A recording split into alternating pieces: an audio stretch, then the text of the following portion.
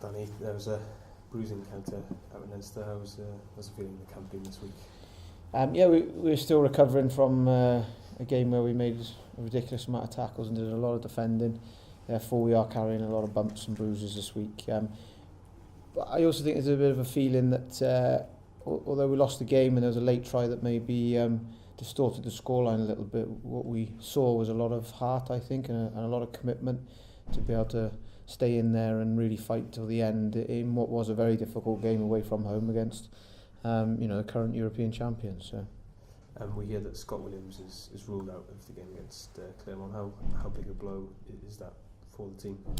Yeah, Scott's a quality player, there's no doubt about that, and he's an international, and he'll always be missed when he's not available to us. But we've got some good boys in the squad as well that gives them an opportunity. So, hopefully Scott will bounce back pretty quickly from what is a bump really at the moment, the opportunity's presented itself for somebody else. And speaking of injuries, Aaron Trigler and Liam Williams, who have been carrying knocks, are they okay? Yeah, Shings took part fully in training this morning, and I think it's just now to wait to see if there's any reaction from that. But the training he did this morning was relatively low key. But yeah, he seemed to respond relatively well. And just the last one on the injury front, George North is back to full fitness now. It must be the huge boost not just for the region but for Wales as well. Oh, definitely. I think everyone was concerned of the bump that George took in Ulster, but he seems to have responded relatively well. He's had some good treatment from the medical staff here, and George, being George, he would have been very diligent with any work he'd have had to done. He's a good professional and therefore has recovered quickly. You want to win this game weekend just to avoid a Heineken Cup whitewash, really, Dan? I mean, it's not something you want as a coach or players, really, is it? No, definitely not. We always knew going into this pool it was a very tough pool, with especially with Clermont and Leinster being in there. Probably the games that we've been most disappointed with is our Exeter performance, probably here not getting the result. Those for me anyway were the two games that we were most disappointed that we didn't get results in. Created a number of opportunities in both, and weren't clinical enough to put them away.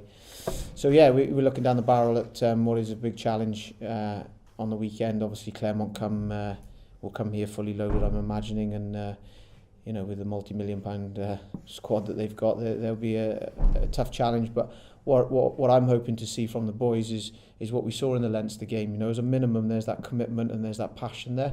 I was pleased to see it on the weekend, and I know they'll be driving that themselves, so that when Clermont come here, we'll be definitely more than up for the game and wanting to put on a good show for our supporters who perhaps haven't seen the best of us during this Heineken Cup, and we definitely want to go out with a good performance at home.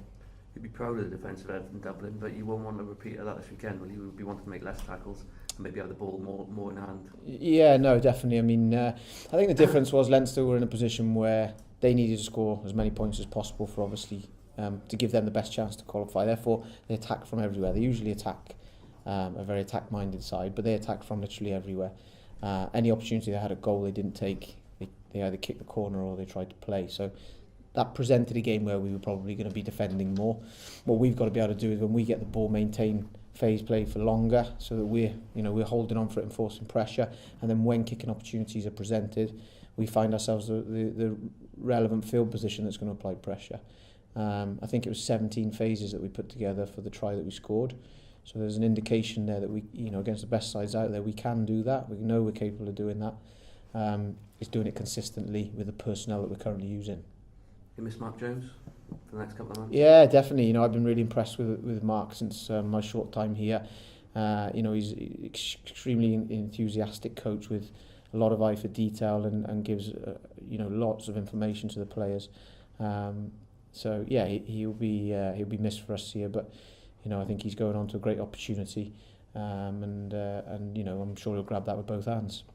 Just on that, just a quick look at the squad. Josh Turnbull's in there, but someone like Samson Lee has come down, and Rob McCusker. Just from Scarlets' point of view, looking at the guys you've got in there, what's your perception of that? The boys in the Welsh squad? Yeah. Yeah, I mean, I've only obviously seen it briefly as you guys have, but I think it's 4 forwards in there and 5 backs. Are we right in saying? Yeah. I think Samson probably got an opportunity through a long list of injuries. and was obviously playing well enough at the time to be called in. It was a great experience for him, but we all probably know a 19, 20-year-old tight end prop needs to be playing rugby, and hopefully that's what he's going to get while he's here, his opportunities to play rugby. Likewise with Rob returning from an injury, probably not quite at the form at the moment, relatively understanding of that because he was out for quite a while with that injury, and he's definitely getting back to form. And I know he'll be disappointed, but I also know that he's good enough professional that he'll play well for the Scarlets region, and he'll be disappointed, but at the same time knows he's got a job here to do, and also it will help him get back into that squad. The boys that are in the squad, I'm obviously thrilled for them as always. It's great to see a strong representation from the region in the squad. Probably the names we'd all expect to be in there, and the boys that have been playing well and playing a fair amount of rugby. Tavis Knowles in the Wales squad. Is the situation at Clermont any nearer to for you guys knowing who your first choice is? Because it's been up in the air this season, isn't it? Yeah, I mean, I'm not passing the buck by saying it's probably not my necessarily my area, although there has the implications on the forward pack, obviously. But what I think you see that we have, we've recognised we've got 4 very good scrum halves, and it's balancing giving youth an opportunity, as well as obviously playing the experienced players that we've got.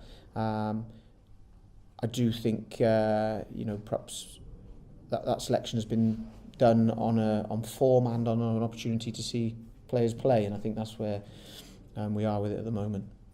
And someone the Scarlets will know very well, Lou Reed, has been tipped to sort of take a more sort of leading role now for Wales with the injuries at second row. Is he a player you think who can sort of cope with that pressure? Yeah, I've never worked. I've worked with Lou when he was a youngster, but not in the senior environment. So I'd probably be the wrong person to comment. But from the performances and what I see on the field, I think Lou's played well for the Scarlets and he's played well for the Blues. So it's great that there's another young, Welsh front 5 forward coming in and getting experience of playing international rugby. How are you looking, Stan? Because they obviously came back in on the weekend, Ken Owens after a while and Matthew coming back. How are they, and how are you pleased with the way that they played on the weekend? Yeah, they're both good. They're both, both got different areas to work on, different strengths, different weaknesses. But that's the nice balance that we've got with them at the moment. I think, as I've said before, Matthew's an exceptional set-piece hooker whose scrum and line-out work is secondary to none, and very experienced professional in those areas and brings that experience to the rest of the group. Ken, although is developing in that area, would probably say he still needs to develop a little bit more in that area, but Ken's real strength, which you saw on the weekend, was his carries. I think he carried 10, 11 times on the weekend.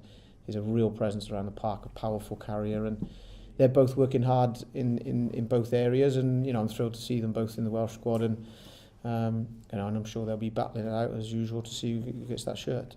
No one else has managed in Europe yet. How are you going to beat Clermont? Say that again, sorry. How are you going to beat Clermont?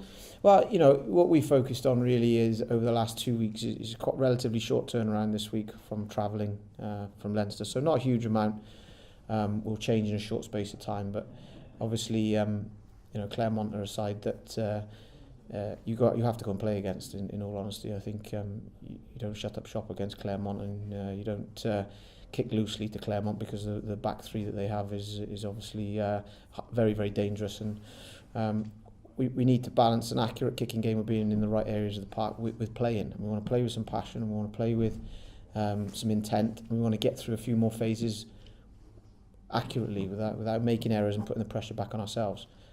So basically, we're focusing on ourselves going into the game, although we're fully aware. You look at Clermont, and it's very, very difficult to find a weakness, and that should be the case if you're spending the kind of money they're spending on players. They're very strong from 1 to 15, and they're very strong from 1 to 30. In all honesty, they've got 2 players of every position that can come in, and that's why they are where they are. That's why they're coming here unbeaten in this pool, and I'm pretty sure they'll go on to do good things. But it's about us on the weekend. It's about us performing here in front of our crowd, and it's about us leaving that field proud of the performance that we put in. The result will then take care of itself.